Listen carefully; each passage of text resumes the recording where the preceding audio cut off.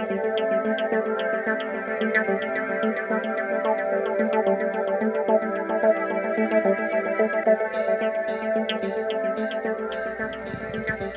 cannot imagine that the day is here. I've been imagining this for the past 4 months to ask you, what do you think about Iceland? No, I'm kidding. I'm kidding. it's an Icelandic joke, but I'll start with a serious one. Both of you are not living in Silicon Valley, which is known as the startup hub for all the companies that we use daily. But we're starting to see a change in the trend. But I wanted to go a little back and ask Brad, you're from New York. How did the ecosystem develop there? Okay. So the ecosystem in New York developed in fits and starts, which I think is typical of any entrepreneurial ecosystem. In the late 90s, there was a surge of investment activity and opportunity in New York. It wasn't particularly well grounded. A lot of the startups in New York in the late 90s were actually startups that weren't building product. They were providing services to the media industry in New York. So they did web shops, web services and things like that for the big media companies. There were a few exceptions. There were companies like DoubleClick that were started in New York at that time. But there wasn't, when the bubble burst in 2000, there wasn't much substance there. And so New York suffered pretty greatly after that. But there were this small group of entrepreneurs that emerged from the rubble, the people who had created DoubleClick and a few others. And after the collapse of 2000, those people continued to work on startups and continued to invest in startups and invest time and money in not just their own startups, but in other people's startups around New York. And during sort of the dark years of 2001, 2002, 2003, there was a lot of company formation in New York that, as the economy began to come back, began to create the foundation for the next wave. And the next wave really came into its own in sort of 2006, 2007, when this new group of entrepreneurs in New York began building real companies that were creating product, creating services on the internet. And those companies were funded by the serial entrepreneurs that came out of the first wave, and supported by them and networked by them. And those companies began to have fairly quickly a global presence as a result of the fact that they were building services that were deployed on the internet.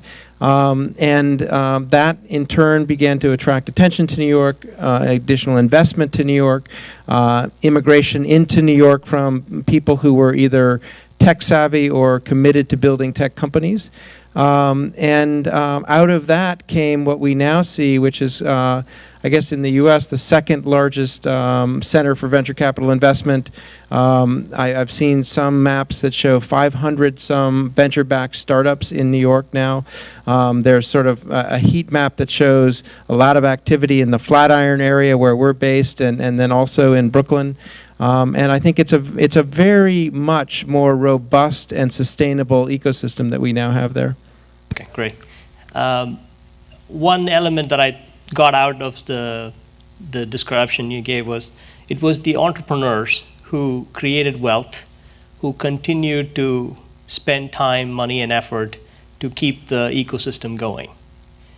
And you know that is one element of message that I got out.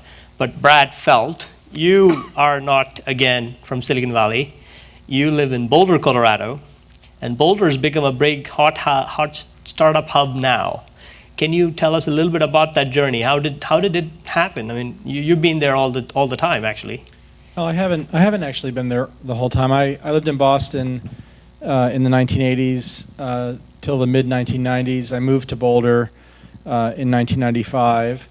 I didn't know anybody in Boulder. My wife's from Alaska, and she and I were living in Boston, and she told me she was moving to Boulder, and I was welcome to come with her if I wanted to. That's how I ended up in Boulder. I invested all around the U.S., so I spent a lot of time in the Bay Area. I spent a lot of time in Seattle, New York, and Boston, and I figured being in the middle of the United States was more convenient than living in Boston, plus I didn't like Boston all that much as a place to live. The Boulder startup community really around software and tech really dates back into the 1960s. And if you look at Boulder broadly as an entrepreneurial ecosystem, there are a handful of different communities that are all linked together. So the natural foods industry was really started in Boulder, Colorado. I don't know if you're familiar with a company called Celestial Seasonings, but it's a tea company that literally was one of the very first organic companies in the country. There are many examples of companies in that category. If you look at the outdoors industry as well, many companies in the U.S. sort of emerged from roots in Boulder. If you look at software, tech, internet, the roots there were really a combination of two different industries. One was the storage industry, which in the 1960s and 1970s really began with a heavy concentration in Colorado. There were companies called Storage Tech and Exabyte, Colorado Memory Systems, that were very significant players in tape and disk storage. Miniscribe would be another example of a company in that category. We also had the cable industry started with real growth in the Colorado region. There's a company ultimately called TCI, which AT&T bought, which is one of the largest cable companies. The commonality between these companies was that they had many software engineers. Even though they were hardware and network related technologies, the software engineering talent in and around Boulder was incredibly strong. It's a university town, so we have a lot of young people, a lot of computer scientists. We have several government labs, so very heavy concentration of PhDs. And on a per capita basis, I believe Boulder has the highest percentage per capita in the country, in the United States, of both PhDs and computer science. So you have this sort of concentration of very smart people in a town that fundamentally is a hippie town. So I like to describe Boulder as the place where the people going to California from the East Coast ran out of gas. And they looked around and they're like, this is kind of cool. And it was easy for them to get marijuana and they could just sort of hang out and be happy. And so they stayed, and that was the 1960s and 1970s. By the 1980s, and by the time I moved there in the 1990s, there was a pretty vibrant but small, because it's a relatively small community. Boulder itself is 100,000 people, probably fits in one building in Manhattan, the entire city, which is kind of startling to think about. But 250,000 people for the Boulder metro, and it's linked about 30 miles away to Denver, which is a 2 million person city. The concentration of activity in Boulder in the mid-90s to 2000 followed a similar arc that Brad described in New York, with one exception, which is I think that there were actually many more substantive companies versus these sort of services layer companies because of the type of product and technology that came out of the software engineering, albeit a tighter concentration, smaller number, but tighter concentration both geographically and functionally. The bubble was tough on Boulder also, but it bounced back very quickly. Again, entrepreneur-led. So many entrepreneurs made some money in the 90s. They had failure in 2000, 2001. By 2002, 2003, these entrepreneurs were starting companies again, and they were funding each other's companies. And it wasn't really driven off of the venture capital investors or any outside forces. It was just the entrepreneurs deciding to go start the next wave of companies. And by about 2005, 2006, 2007, you had this sort of Cambrian explosion of new companies being created that had influence, around the country and around the world. At the same time, in 2006, we started a program in Boulder called Techstars, which was one of the first accelerators and was the first mentor-driven accelerator, with the idea of getting first-time and new entrepreneurs and the existing entrepreneurial ecosystem integrated together around the act of creating 10 or so companies a year. And all of these things were sort of at the beginning point of what has been a very rapid climb. Yep. It's a fabulous story for Colorado. I'm curious, so when did you guys even first think about Iceland? Maybe Brad, we should start with you. Because I had no choice because I married an Icelander, but you have a choice, but you didn't. Actually, the first time I thought about Iceland predates the volcano and the financial collapse. It was on a flight 10 years ago from New York to Stockholm, and not stopping in Iceland, but passing over the north coast of Iceland on a beautiful clear day, looking down and going, holy cow. Look at that. I mean, it was the most dramatic landscape I'd ever seen. And so my first impression of Iceland was wow.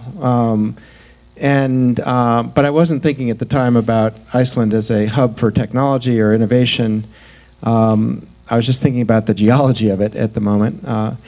Since then, I have become very involved in the U.S. in sort of the evolution of a policy framework for supporting innovation. And I've become concerned that, as the president mentioned, that there is a natural tendency, a conservative tendency on behalf of the incumbents in any market to sort of defend their existing market position and business models against the emergence of innovation through a political process of urging regulation that will sort of help support their market position. And that's been discouraging in the U.S. And I've begun to think about how to address that problem. And obviously, it was pointed out to me that in the U.S. the incumbents have a very effective lobbying ability within our political system, but the future does not have a lobby. And I started thinking, okay, so can we organize the future?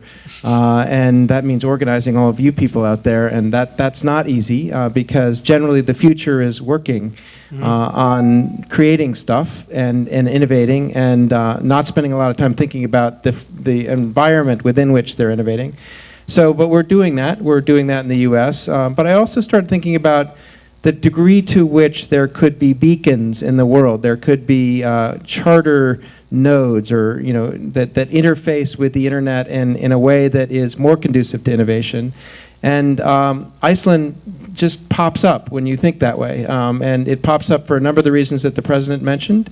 It pops up because of the availability of green energy. It pops up because of the climate and the capacity to cool servers.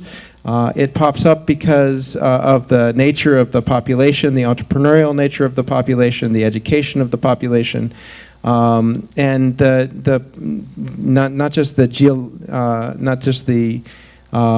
geographic positioning of Iceland, but also the geopolitical positioning of Iceland makes it a very interesting place to have that conversation. And my interest in Iceland is to be here to help start that conversation, because I think that conversation will then spill over globally, because we're not in an isolated world anymore. It's really kind of hard to have any conversation without it being shared on the internet, and hopefully that would be a productive. It's being shared right now, as you can see. There we go. Brad? My mother told me that the first word out of my mouth was Iceland.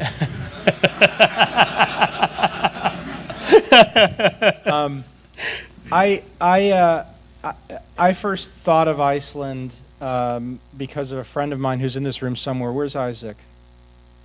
Isaac Cotto, who many of you probably know, and I worked together many years ago. And I remember a conversation with him where he told me about a company that he was involved in here in Iceland that was a gaming company, which is now I know as CCP. And it was kind of curious that there was a company in Iceland, that was a technology company. It just hadn't occurred to me. And I then heard about Iceland again when Isaac and a very good friend of mine, Neil Robertson, were involved in the beginnings of what turned into Vern Global. And I talked to Neil a number of times about it, and he was always going to Iceland, and I kind of kept thinking there was a girl here, but it was a data center instead. So I had some, I think, ambient awareness of what was going on, and more importantly is I have a very deeply held belief that you can create startup communities anywhere, and philosophically, like Brad, I'm a huge believer in the innovator against the incumbent. Philosophically, Brad and I have both struggled with many of the same kind of challenges, and I think the work that we do is fundamentally trying to support people who are the innovators and the disruptors against the incumbents.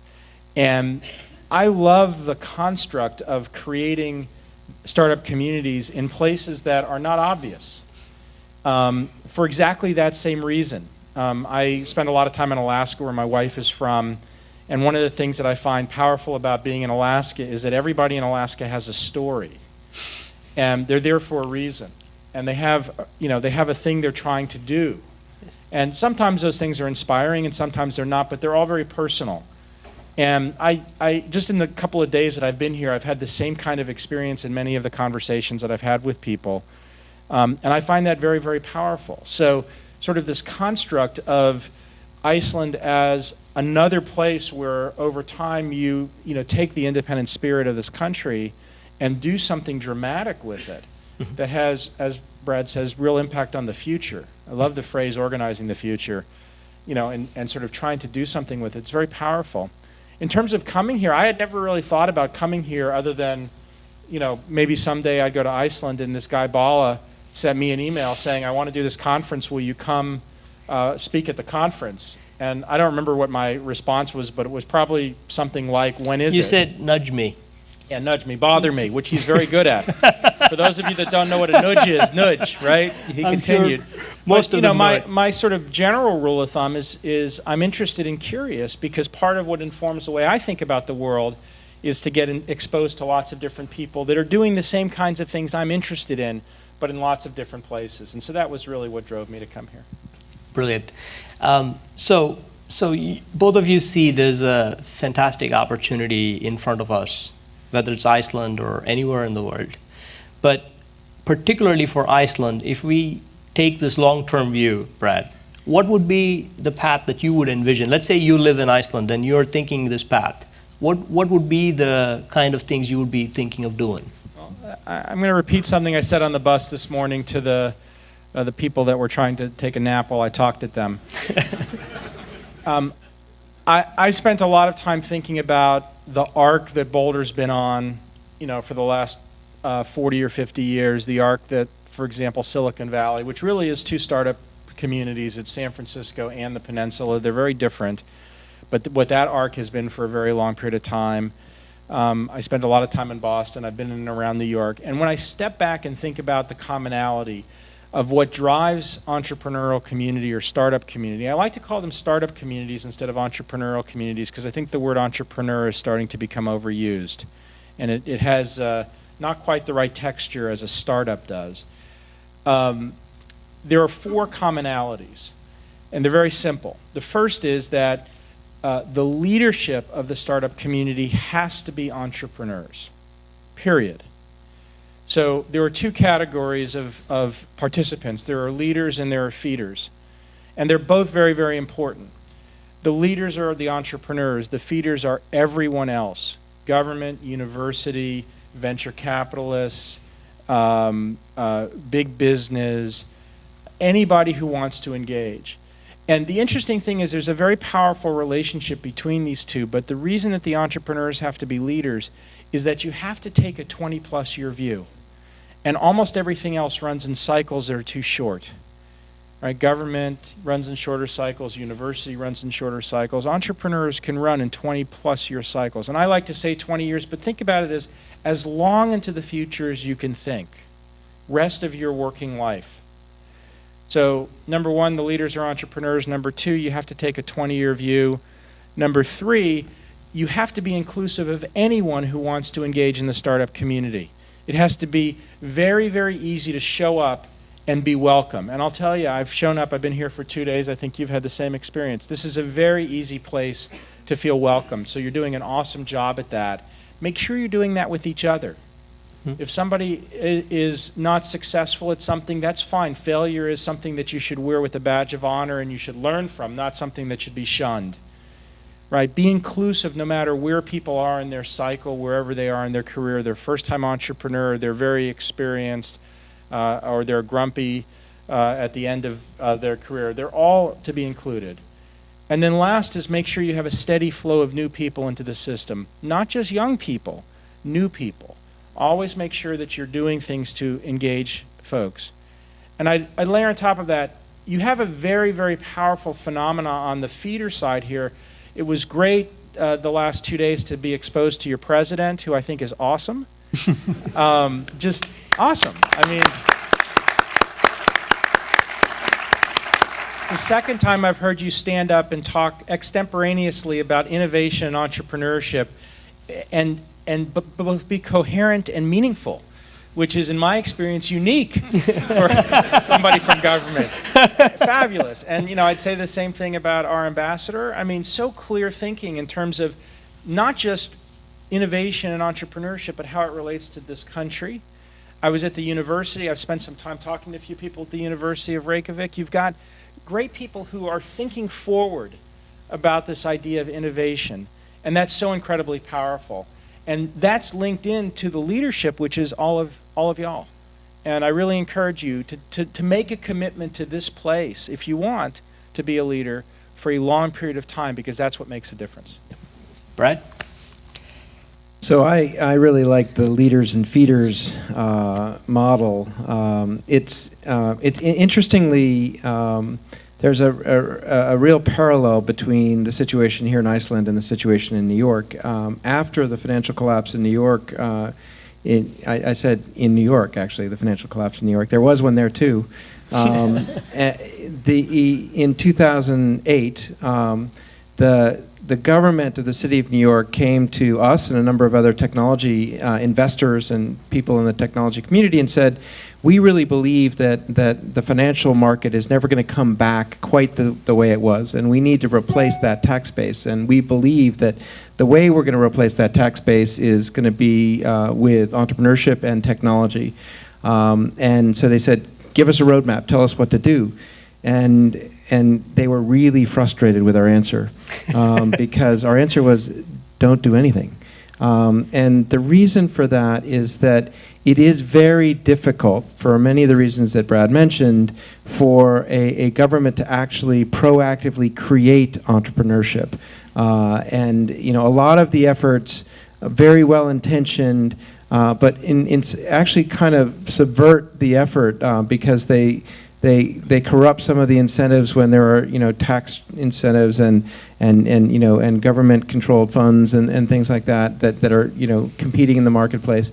But the thing that the city can do, and I think the government of Iceland can do, is really create a fabulous environment. And so we talk to them about infrastructure. We talk to them about making sure that the connectivity in New York is good and world class, and it turns out to be very tricky to do that because of the way in the US and particularly in New York, connectivity is provided through a public-private partnership where there's a franchise agreement where there are people who run the cables and the fiber optics under the streets that are privately owned, but they're franchised by the government, and there's a long-standing relationship there, and getting them to push into new markets and new geographies is difficult, but focus on that. Make sure that every place that an entrepreneur wants to build a business, they've got a fiber optic connection.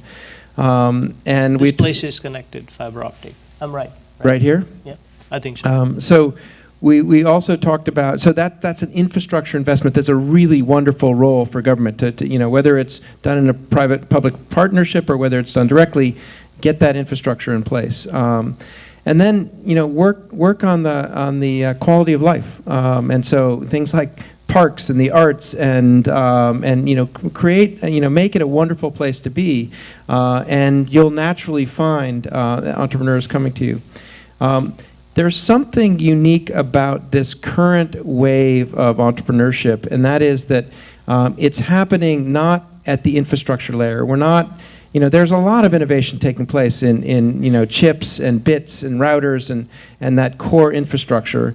But the current wave is actually happening at not so much the interface between the machine and the data, for instance, but rather between the data and the people.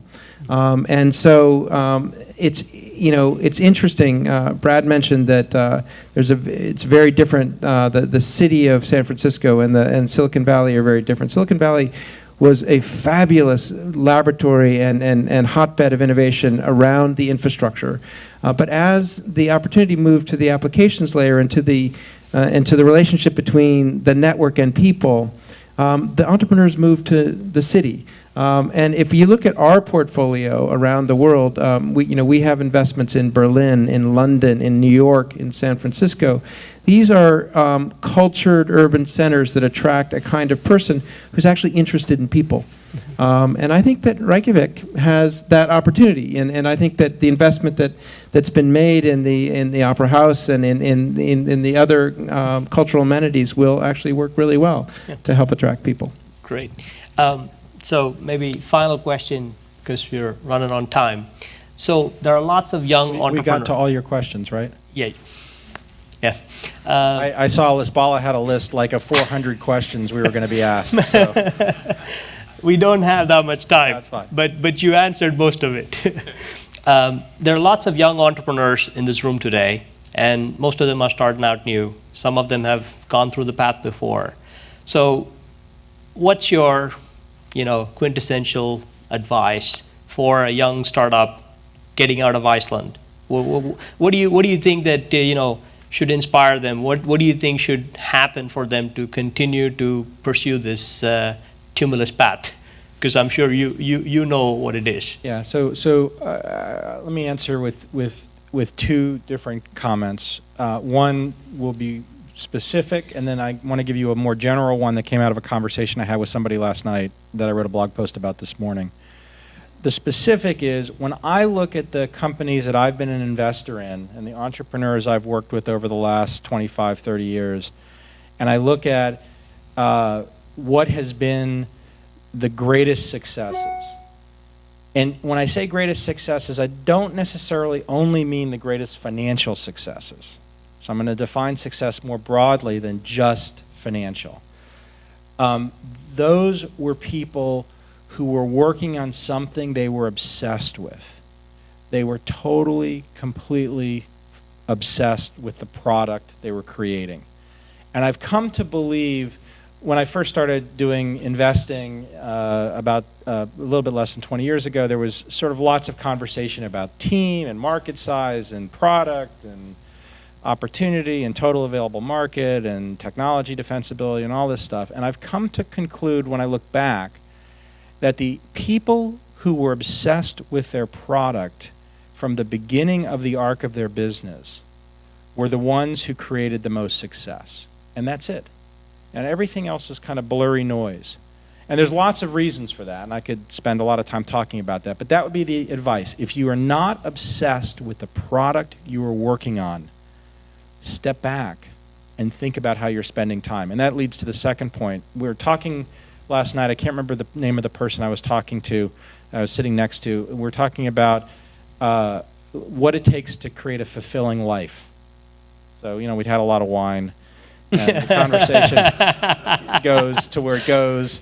And I was thinking about that as I was waking up this morning and talking to Amy over coffee. And I said, my answer really is that you find people that you love in a place you want to be, working on a thing you care about. And if you can combine those three things, you'll have a fulfilling life. And put that against the first question. You're obsessed about the product as an entrepreneur, and it's very, very powerful. So if you love being here, surround yourself with people that you care about, and pick a thing you're obsessed about to spend your entrepreneurial energy on. That increases your chance of success greatly. Yeah. Brad? Ditto. And to add one small thing to that, the the wonderful thing about the opportunity that all of us have to work in a medium that is inherently global, that allows you to create a business and reach anyone in the world with that business from any place in the world, is, and the fact that historically, to date, it's been possible to do that without asking anyone permission. You don't have to ask permission to create a business on the internet. That has meant that many, many more people are actually pursuing things that they're passionate about. Whether they're, carving handmade wooden toys and selling them on Etsy, or creating new services on the internet, they're doing the thing that they're passionate about. So if you find yourself doing something that you're not passionate about, I'd really encourage you to step back and say, gosh, why am I doing that? Is there some way that I can pursue something that I do really care about, that I do find meaning in? And if you can't, then I suggest we have a really big problem, and that we should all spend time figuring out why that's the case, and move towards a world where we all can do that. Thank you. I say that, it's been a dream to get you guys here.